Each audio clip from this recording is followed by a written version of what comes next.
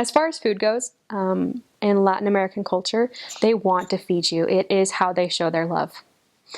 And there's a really good chance that every home you go to in a day will want to feed you and will try to feed you.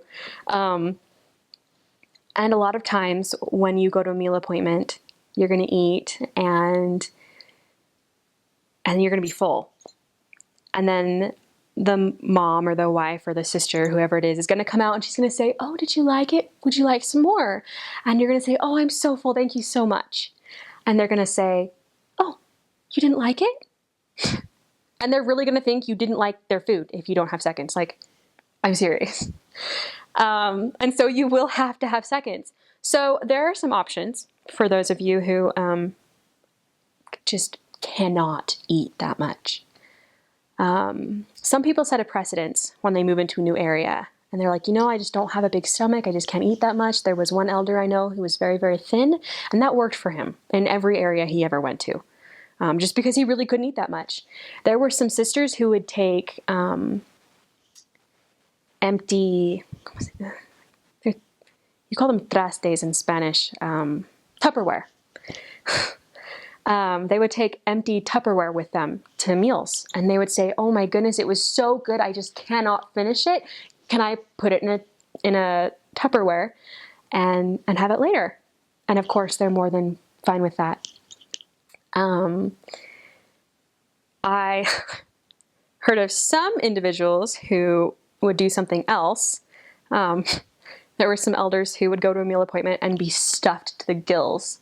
And then on their way to their next appointment, they would throw up so that they could go to the next appointment and be stuffed again. I don't recommend that because I don't like barfing. And I just feel like it's, a sad waste of really good food. But I thought that the Tupperware idea was brilliant.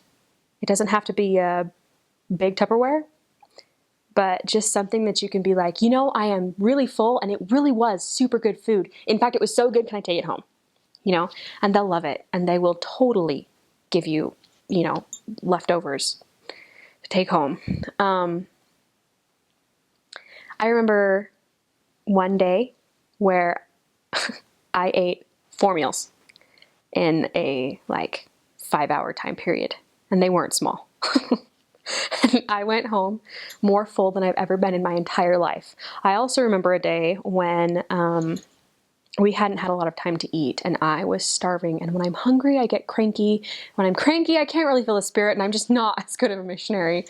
And so I remember we were walking into an appointment and I remember praying, "Heavenly Father, I'm really hungry right now and I really need to eat just something so that we can teach well today." And after that, we were fed at every appointment. And at the end of the day, my companion turned to me and she said, "Never pray for food, ever again. I can't handle it." But the food is amazing. Both the white people food and the Hispanic food in Texas is really delicious.